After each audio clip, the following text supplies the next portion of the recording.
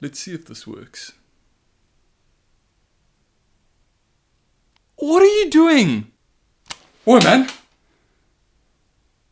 And why are you in my house again? Nothing, bro. I mean, I needed a firelighter and I don't have one, so where else was I going to get one? I mean, clearly you're up to something then. If you're in my house and you needed a firelighter. Alright, okay, I needed a bit to segue into the video. And, it's not as easy as the Bulbasaur line where you take a light bulb and stick it in a pot of soil and say, what a strange bulb. Alright, and I mean, are you going to find a lizard that's on fire in the wild? Odds are you're probably not, okay?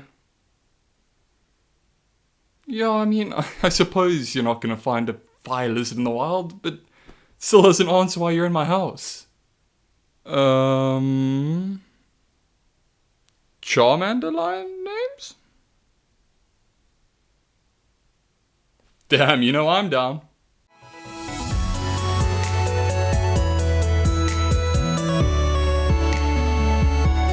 Good morning, good afternoon, and good evening, everyone, and welcome back to the PokeBails, and thank you very much for joining me here today. So today we'll be continuing on our exploring and understanding the meaning behind Pokemon names, with the next chronological evolution line in the Pokedex being everyone's favorite fire lizard family, the Charmander line. So I think, as most people know, we have Charmander, Charmeleon, and Charizard. Now I think this line probably in this point of time has a bit more exposure, with Charizard getting a lot of new forms, and the meaning behind the names is fairly straightforward and I think pretty easy to understand in English. Alright, but just for completionary sake, let's run through the line again quickly and just get the understanding in English. So similar to the Bulbasaur line, you have a thread running through it, which is char, which means to burn or completely roast something until it's, black. So you got that going for it, which ties into the fire aspect of the Charmander line. And then you have a sort of reptilian suffix complementing word at the end of each char. Alright, so first, as most people know, you have Charmander, which is taking that char and doing a sort of play on words with Salamander and making Charmander. Now, interesting little fact, looking this up, is that salamanders are actually amphibians and require water or moisture to survive, so a bit of a conflicting notion there. But then upon doing a bit of further research, salamanders in old sort of European mythology actually have a lot to do with fire and the aspects of fire. So apparently the origin with that, I'll put a link to just so you can read through it yourself, but the origin from that was that salamanders would often hibernate in logs. And then obviously people, want fires to keep themselves warm, so they take those logs, throw it over a fire, and I guess the last place you want to really be is in a log that's starting to cook. So those salamanders would sort of just right out of those logs, and I guess people were just like, whoa, okay, that just came out of the fire. That's an interesting, sort of fairy or creature that must have something to do with fire. It must be able to create fire or at least put out fire. So an interesting fact there, beyond the name. And so the next two evolutions in the line are fairly straightforward. You've got Charmeleon, which is another pun, play on words, combining char and chameleon, so making that Charmeleon. Nothing too advanced there. And you have Charizard, which is taking that char and combining it with lizard to make Charizard, which is more closely linked to the Japanese lines of names, but we'll get to that right now. And also Charizard sounds pretty badass, so it matches the creature, I think, very nicely.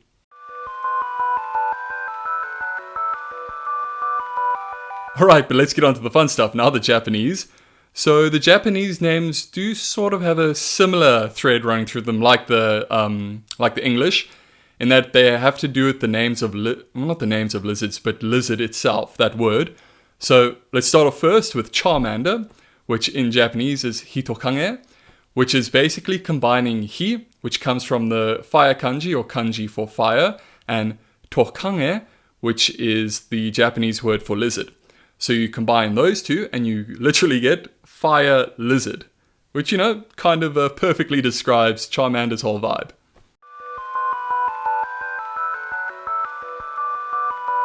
So naturally next in the evolution line is Charmeleon.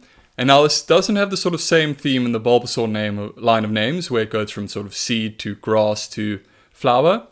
Instead, Charmeleon's name in Japanese is Rizado, which, if you think you know what that means, you're pretty spot on, I think. It literally means lizard. But if you may now be asking why there's this sort of second word for lizard, you've got Tokange, which means lizard, and Rizado now, which also means lizard. Often what happens in the Japanese language is when they want to adapt or borrow another word from a different sort of language or country outside of that sphere, so more Western country, for example, then they will have to take that word and match the sounds to the syllables in the Japanese alphabet, because the Japanese alphabet is a syllable-based alphabet, so not like the Roman one where we have letters, it's more syllables. Often the Japanese language, though, does have words to describe the words that they've borrowed from other countries. Perfect example right here is Tokange and Rizado, both meaning lizard, but I'm sure there'll be some sort of nuance to what you're describing and which words, which Tokange and Rizado you can apply to the thing you're describing. Not sure, but I think that's my perspective. But I think the reason that these words sort of develop and are formed are because of, popular culture and media from outside of Japan will start influencing the way people speak, or they want to pick up words from that media. It's just the way a language, develops. So this is just trying to sort of explain, if you're wondering why there are these two words that kind of both mean lizard, but one's more Japanese central and one's more Western central, more English central in this case. This is just a sort of basic explanation behind that.